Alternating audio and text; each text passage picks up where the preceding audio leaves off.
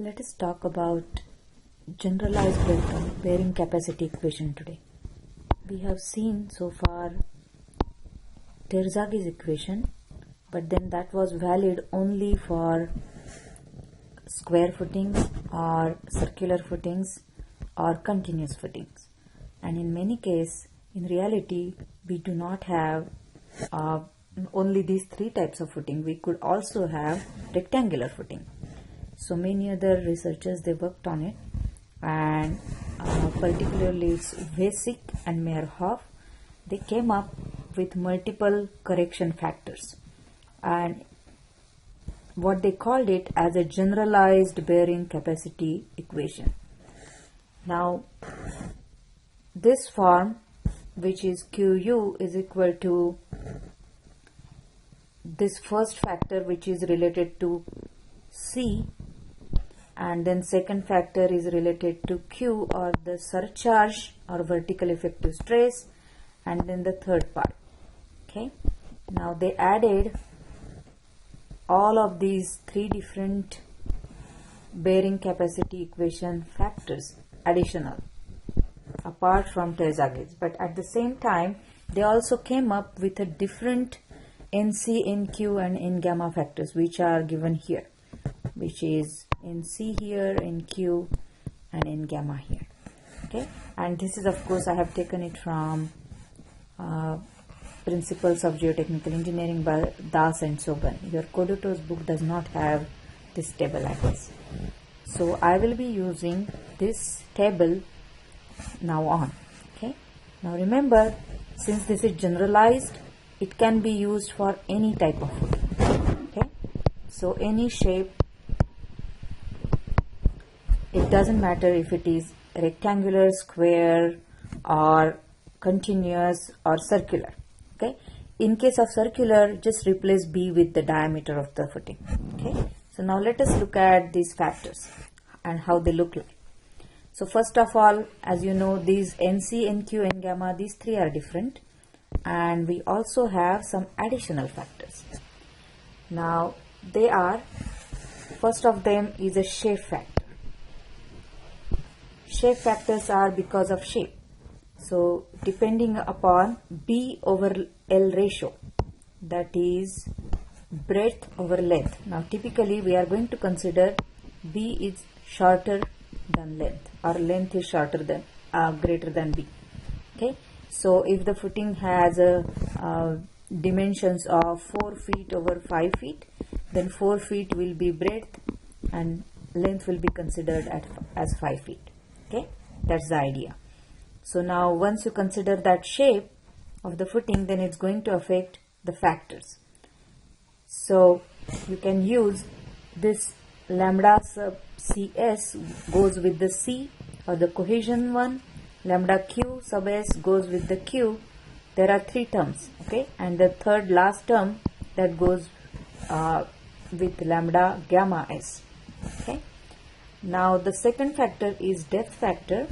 Now depending upon if the depth of the footing is the ratio of dF over B, if that is less than or equal to 1, then you have to use these three. If the depth factor, depth over breadth ratio is greater than 1, then you are supposed to use these three. Okay, then the last one is the inclination factor, which is typically, very rarely actually it is used. Typically we do not have any inclination unless you really have inclined loads. It is possible though, although not very common. So lambda C sub I that goes, and Q sub I, both of them, they go along with C and Q respectively, and then this third term goes along with the gamma. Okay, so now let us look at this. Now always remember, water correction, groundwater correction has to be applied, no matter whether you are using Terzaghi's or whether you are using this generalized form. Okay, so for both you have to apply groundwater correction, and that is what we have seen the other day. Okay, so I am not going to repeat that. Now let us look into a problem here. Okay, so now in this case I am going to solve this problem using generalized bearing capacity equation. Okay, so I have given you, let us assume it is a dry soil, just for the sake of assumption, but if there was water table, then you are going to apply water table. Okay, so I'm going to assume dry condition, and then therefore gamma D is equal to gamma whichever is given, that is 115 pound per cubic foot. Okay, now you also have, I have given you cohesion, I have given you C prime as 600 psf, I have given you phi prime as 25 degrees, I have given you depth of the footing as 3.5 feet and width of the footing as B. Now remember, this is 4 feet by 5 feet. Okay, so shorter dimension will be width, so which is 4 feet, and length we are going to consider as 5 feet. Okay, now let's start. The first thing we have to first write down the equation. Okay, so Q ultimate is going to be now equals to C prime in C multiplied by all those factors. So lambda CS, lambda CD, lambda CI plus Q in Q multiplied by lambda QS, lambda QD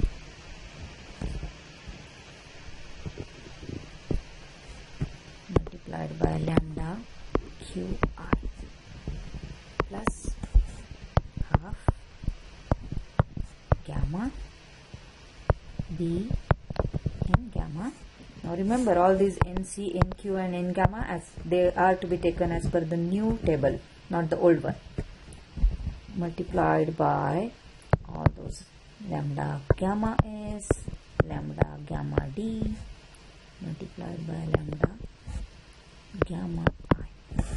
So now let's work on it.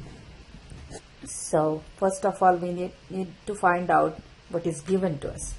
So first thing, I have given you C, NC, NQ, N gamma can be found out. So let us find that out. So for phi is equal to, phi prime is equal to 25 degrees. We have NC is equal to, let us look into the table. So we have phi is equal to 25 degrees. So we have NC is equal to 20.72, NQ is equal to 10.66, and gamma is equal to 10.88. Okay, so let us write that down. So NC is equal to 20.72, NQ is equal to 10.66, and gamma is equal to 10.88. Okay, now let us start working on next thing. So now we need to find out Q. Now remember, Q is nothing but this vertical effective stress. Stress at depth, of the footing, at the base of the footing. Okay, so then since the soil is dry and the depth is 3.5, I'm just going to then take Q is equal to 3 multiplied by 115 pound per cubic foot, which gives us 402.5 pound per square foot. Okay, now the next thing is to find out, let us see what will happen to gamma. As I said, there is no water table coming into the picture, so we are going to assume the given gamma is as gamma dry, which is equals to 115 pound per cubic foot. Okay, now the next thing, we we know now everything. Now let us calculate all these factors. Now first thing you will observe that there is no inclination. All the loads are vertical, so we know that all the inclination factors now, gamma Ci, gamma Qi and gamma lambda gamma I, all of them they are going to be equals to 1. Okay? So that's what we have to remember, because there is no inclination. The loads are typically it's vertical, so we are going to assume that these are not inclined, so we are going to have all these three factors as one. So we need to only calculate now shape factors and depth factors. So let us calculate them one by one. So first is shape factors. So have been given lambda Cs is equal to 1 plus B over L multiplied by NQ over NC. Okay, so just plug in. We have 1 plus B over L is B is 4 feet, length is 5 feet, multiplied by NQ is 10.66 and NC is 20.72. Okay, that gives us 1.41. The next thing is to find out lambda related to Q. So lambda QS, shape factor related to Q. Okay, that is given as lambda QS is equal to 1 plus B over L multiplied by tan phi. So that is 1 multiplied by B over L is 4 over 5 multiplied by tan 25, which is tan equals to 1.37. Okay. Now the next thing is lambda gamma S. That can be calculated as 1 minus 0.4 times B over L. So then that is equal to 1 minus 0.4 times, which works out to be 0.6. Okay, so these are the shape factors. Now let us calculate depth factors.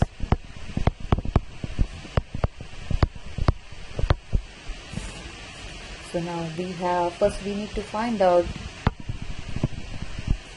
if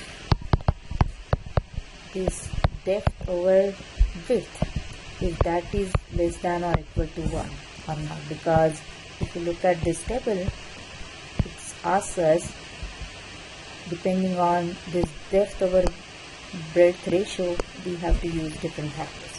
Okay, so let us find that out. So in our case, depth is given as 3.5, width is given as 4 feet, so then that is equal to 0.875. Okay. So now that is definitely less than 1. So we have to use the first column here. We have to use this column because this is applicable to depth over width ratio of less than or equal to 1. Okay, so let's find out now our factors. So first factor, which is lambda C sub D. C is related to the first term and then D is related to depth factor. Okay, and that is given as 1 plus 0.4 multiplied by df over 1 plus 0.4 multiplied by, we already know that df over b is 0.875, so which works out to be then 1.35. Similarly, we can calculate number 3d, which is equal to 1 plus 2 times tan phi prime multiplied by 1 minus sin phi whole square multiplied by df over d. So then this is going to be equals to 2 multiplied by tan 25 multiplied by 1 minus sin 25 and then square and then 0.875. So this works out to be 1.27. Then the last term, which is related to gamma, so lambda gamma d, def factor related to gamma, that is given at just 1. Okay, so now we have all the information needed, and then now we can plug it. Okay, so first calculate ultimate bearing capacity, which is QU.